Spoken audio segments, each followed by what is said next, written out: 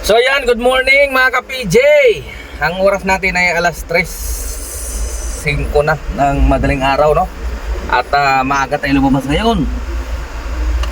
Wala pang alas 2 tayo nagsimula, no? Meron na tayong 900, no? Tatlong booking.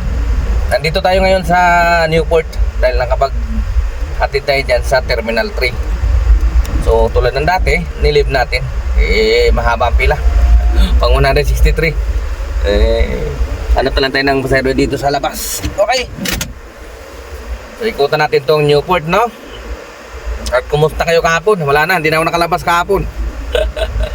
Alam nyo naman, wala, umiiral kagad yung katamaran ng aking kamay kapag ganun tanghali na.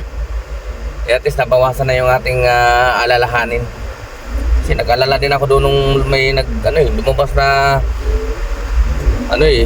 check engine allergic ako dyan So ayan, nandito ulit tayo sa terminal to. At ang 6 na booking na tayo mga ka-PJ. Meron na tayong 1541. Okay, so ang oras natin ay alas 4:21 pa lang ng madaling araw, no? Tsaka sana magtuloy-tuloy, siguro mga bago magtanghalian nakauwi na dapat tayo. Alright, so rolling muna tayo. Walang pumasok agad dito sa terminal to. So ikutan natin yung terminal 1. Baka doon tayo makakuha ng tsamba. Alright, sana may iba to sa atin malayo habang maaga pa, wala pang traffic. So ayan, maka 3,000 lang tayo nito mahigit ngayon. Ayos na yun. Malaking na bagay na yun kasi siyempre hindi tayo nakabiyahe kahapon. So maya update ko kayo mamaya mga ka-PJ kapag nakakuha tayo dito sa airport. Alright, dami dito nakapila sa terminal to. Daming mga abangers.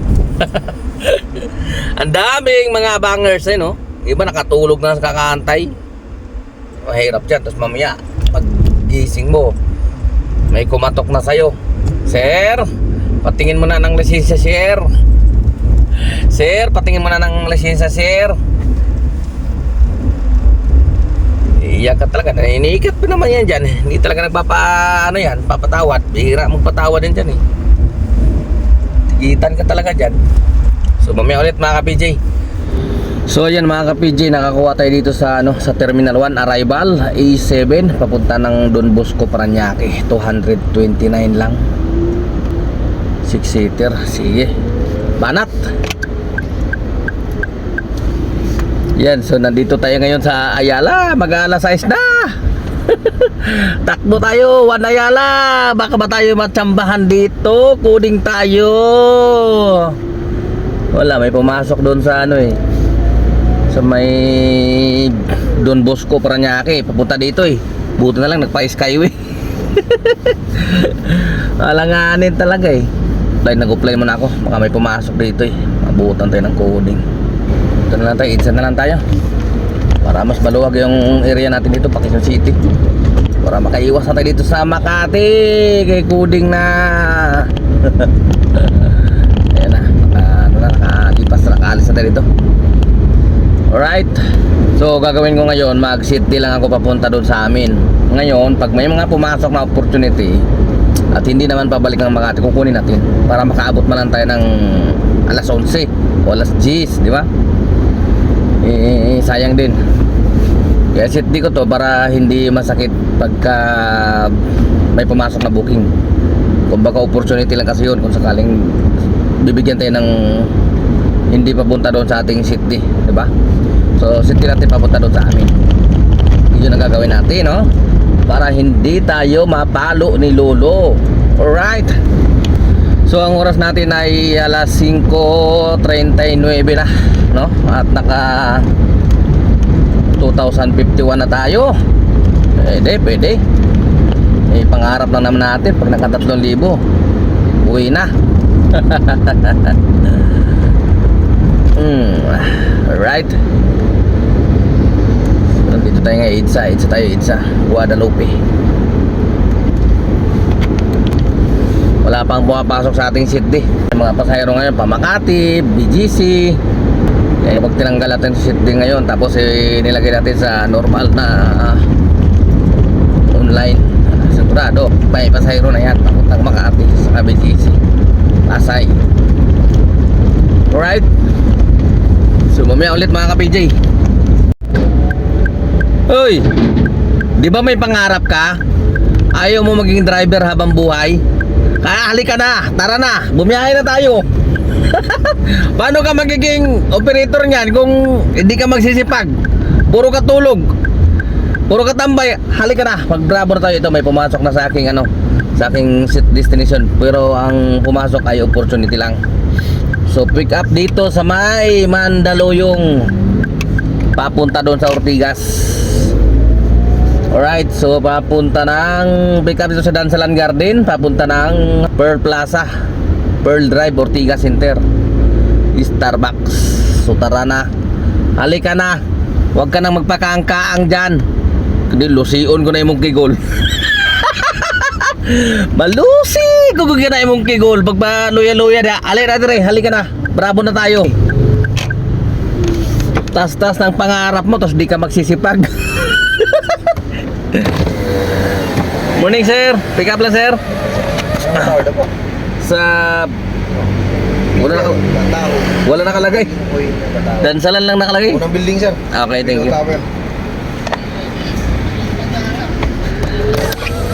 Halika na, huwag ka na magpagagkaan dyan. Back tayo ng maga. Ito, temo ako, nakaano na ako, pang ano ko na to, pang 2002 ko na to. Ikaw tulog pa, halika na. Lakas mong mangarap, tapos di ka magsisipag. Halika na, ito na yung pasero ko. So ayan mga ka-PJ, ang oras natin ay alas 9:15 na ng umaga ng Miyerkules, May 21, 2025 no? At coding nga natin ngayon. Sumundot nga lang tayo dahil hindi tayo nakabiyahe kahapon. Kumuha lang tayo ng pambigas-bigas ngayon. At naka 3,653 tayo, no? At naka 17 na bookings. Tarahin mo yun, coding. Saglit pa, alas 9:15 pa lang ng umaga. Lumabas tayo kanina mag-alas 2. So 7 oras tayo nag-bravo. Naka 3,653 na tayo. Pwede na yan. May pang boundary na, may pambigas pa. Hindi tayo mag-abuno dahil hindi tayo nakabiyahe kahapon Alright, diba? So yun na nga, nandito na tayo sa Valenzuela no? At yun, pauwi na tayo para makapagpapawis naman tayo ngayon. Minsan na lang tayo makapagpapawis. Coding naman natin ngayon. Tama na yung 3.6 na yan. Importante meron. Magpapawis muna tayo ngayon. Kailangan magpapawis. Tapos yung mga ito, sasakyan, himas-himasi natin para bulungan natin na palagi tayong bigyan ng swerte. Siyempre yun lang yung pinaka-time natin. Pag nasa Kalali kasi tayo, nasa lansangan, bakbak, ihilang ang pahinga. Ihilang ang pahinga. Kaya lagi may baon na rin ula para di na bababa na sasakyan. Sayang oras. Woo! So habang binabaybay ko itong baran papunta sa amin, so mag-react lang tayo dito sa mga nagko-comment sa atin, no? Para hindi sayang ang oras. Dahil maiksi lang naman yung vlog natin ngayon para humaba. Dagdagan natin, okay? So mayroong nag-comment si Sir Albert Sumang, no? So good morning sir. Ang kanyang tanong ay saan daw ako nagpapa PMAs, no? Totoo lang, hindi na ako nakakapag PMA sir, no? Ako na lang bale yung minomonitor ko siya, inaalagaan ko siya. Pag ganito nga coding, pinapacheck ko siya, no? Sa tropa ko kung ano yung nararamdaman ko na may nagbago, di ba? Halimbawa na lang sa gulong, mararamdaman mo naman yon. Kasi sa totoo lang, ang base mechanic talaga wala nang iba kundi ikaw na mismo na driver. Kasi ikaw yung nakakaramdam ng sasakyan, ikaw may hawak no? Ikaw yung makakarinig o makakaramdam, di ba? Kung mayroon bang dapat ipagawa, di ba? Pinakamagaling talaga ng mekaniko ay yung mga driver.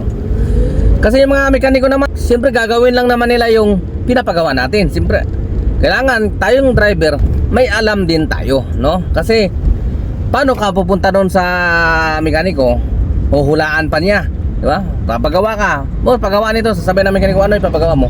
So hindi mo alam kung ano ipapagawa. Kaya kailangan ikaw na driver, alam mo. Alam mo, meron kang naririnig na ganito. Alam mo na dapat yan kung anong ibig sabihin nun. At saan ang gagaling yung tunog. Anong problema? Palitin na ba yung wheel bearing? Palitin na ba yung ball joint? Di ba? Yung mga ganun. Palitin na ba yung rack in? Di ba? Sa lahat ng mga tunog dyan sa makina, o pang ilalim man yan, aircon, di ba? Dapat alam mo yun, di ba? Kasi ikaw yung driver eh. Sasabihin mo lang sa mekaniko na ito yun. Ito yung gagawin mo, di ba? Kaysa yung si mekaniko ang paghahanapin mo sa problema ng sasakyan mo, eh di baka mamaya mapapalaki ka. Bakit? Kasi mahahanapin pa niya eh kung nasaan yun eh, di ba? Sasabihin ng mekaniko, ito yung sira. Hindi pala yun ang sira, di ba? Kaya mas maganda ikaw yung nakakaalam. Tumbok mo na kagad nga ito yun. Ito yung may problema. Palitin na yung ano ko, di ba? Kaya dapat ikaw na driver, talagang inaaral mo din yan. Huwag mo iaasa lahat sa mekaniko. Hindi ko ina-underestimate yung PMS kasi talagang kailangan naman na yan. Pero kung siyempre kung tayo naman na driver ay nakakaintindi tayo sa makina, sa isang sasakyan, di ba? Siguro masasabi ko kahit wala ng PMS. Ano yung gagawin doon sa PMS? I-check lang din naman nila yan. Halimbawa yung mga pangilalim, road test lang din nila. Hindi naman nakalkalin yung sasakyan mo eh. Tapos sasabihin nila sa'yo, sir, kailangan mo nang magpalit ng ITF. Sir, kailangan mo na magpalit ng ng mga filter. Sir, kailangan mo na magpalit ng mga ganito. Di ba yung mga ganon? Yun lang naman din sa PMS eh. Kaya kailangan mo lang yung aralin, di ba? Yung mga inaano nila. Para ikaw na mismo. Tapos pag naramdaman mo, ito palitin na yung cabin filter. Palitin na yung air cleaner, di ba? Yan naman sa makina mo, yung crankcase kasi pag chinso lang naman yan eh. I-drain lang yan. So dapat alam mo na kaagad yan na itong kailangan linisin na pati yung crankcase para malinis talaga, di ba? Makuha lahat ng mga dumi na yan. Yan, ganun dapat ang isang driver. Lalong-lalo na kung ikaw yung may-ari. Huwag mo iaasa lahat sa mekaniko. Kasi sila, trabaho lang sila. Gagawin lang nila yung yung pinapagawa mo. Pero yung nakakaalam talaga dapat kung ano yung problema, dapat alam mo yun. Kasi nga, ikaw yung magpapagawa. Kasi pag inasa mo lang sa kanila yan, sigurado ako, kalkalin nila yung lahat ng tingin nila na sira. Diba? Kahit hindi naman sira. Ganun lang yun. Pero again, sinasabi ko, hindi ko ina-underestimate yung PMS. Okay? Kasi siyempre, tumangal din naman ako sa taxi. Sa taxi kasi noon, pag may ginagawa yung mekaniko, talagang pinapanood ko siya. Kasi gusto ko rin, paano meron tayong alam ng konti, di ba? Halimbawa, yung wala sa line yung gulong. Ikaw bilang driver, titingnan mo, uy, yung gulong ko, bakit hindi pantay ang kain? Amatik, alam mo na yan, wala sa line yung gulong mo, no? Punta ka na kagad sa ipapalain mo, di ba? Tapos yung nibela mo, parang nararamdaman mo, parang nagba-vibrate. O patik mo, malamang wheel balancing yan. Yan, lalagyan na ng tingga yan, yung rim mo, kasi wala sa line. Ganun yun. Hindi pantay. Kaya dapat ma-observe ka sa sasakyan mo para matugunan mo kagad kung mayroong problema, di ba? Dapat hindi mo hayaan yan. Kung mayroon kang naririnig dyan, kakaiba, may lumalagatok, may lumalangit-ngit, alam mo na kagad yan kung nasaan ang problema niyan. Diba? Pagawa mo na kagad. Huwag mo na hintayin na lumala pa. Kasi ba yun yung mga madidisgrasya ka. Preno, dapat maalam ka dyan sa preno, titignan mo yun. Kasi madali lang naman sa preno eh. Makikita mo na kagad kung, uy, manipis na yung preno mo. Diba? Sa fluid pa lang, makikita mo na kagad, bababa na masyado, bumaba na. Yun ang palatandaan, yung brake fluid natin, di ba? Yun ang palatandaan na manipis na yung ating brake pad. Kasi bumaba na sa level. Hindi po dapat tayo nagdadagdag dyan sa brake fluid. Kasi yun nga yung palatandaan. Pag bumaba yan, ibig sabihin manipis na yung ating brake pad. Alright? So, meron pang isang nag-comment. Sirapin Arbolida, no? Idol, pwede bang mag-set destination kahit may pasahero pa? Idol, laking tulong mga vlog mo sa katulad kong bagong Grab driver. Hindi po, hindi ka po pwede mag-set ng destination kapag mayroon pang pasahero. Kaya ang ginagawa dyan, kasi ayaw mo na talagang makakuha ng pasahero, i-offline mo na siya habang nakasakay pa siya, naka-onboard pa siya sa'yo, no? Offline mo na siya. Para pagdating doon sa destination nyo, Naka-offline ka na. Hindi ka na mapapasukan, di ba? Saka mo ngayon i-set yung destination para makakakuha ka na ng pasahero saan mo gustong pumunta, no? Alright, so ganun lang ang ginagawa dyan. Hindi mo pwedeng i-set yan hanggang may pasahero pa. Ang pwede lang gawin dyan i-offline. Alright? Meron pang isang nagtanong si Sir Kinmark de la Piña. Sir, paano ka nakakatulog sa sasakyan? Napakainit eh. Kaya nga nitong summer, halos araw-araw na ako umuwi. Kasi sa sobrang init talaga. Naawa naman ako sa sasakyan ko, sa makina, kung paandarin ko ng paandarin yung aircon, no? Hindi man lang makakapahinga yung makina. Binakbak ko na siya maghapon, di ba? Tapos pagdating ng gabi, hindi mo pa siya papahingahin kasi paandarin mo, sobrang init, mag-aircon ka eh. Bukod dyan, siyempre sayang ang gasolina. Kaya ginagawa ko na napapauwi talaga ako. Siguro pag tag-ulan na naman, balik na naman ako sa kalye. Ito mga June, July yan, tag-ulan yan eh. Kalye na naman tayo ulit. So ganun lang mga ka-PJ, no? At ako'y hindi na rin magtatagal. Nandito na ulit ako sa bahay. Ito na yung bahay namin mismo. Ayan, no? At magpapahinga ako.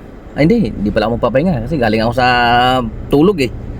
Sumundot lang naman tayo ng konti, no? At yun nga, maghugas-hugas ng sasakyan. Mas maganda rin yung minsan tayo yung magpunas-punas. Mas malilinis siya ng gusto eh, di ba? Bibigyan siya ng oras. So yun na nga, ako'y magpapaalam na. Bahala na muna kayo dyan sa ating mga pasahero. Kaya ako naman may coding. Tumira lang din ng konti. Kayo naman na bahala mga ka-PJ. Ka-PJ nyo, temporary sending off. Adios sa lahat. Ingat. Siguro tumira lang naman ang katamaran ng aking kamay. Gumalaw. Pero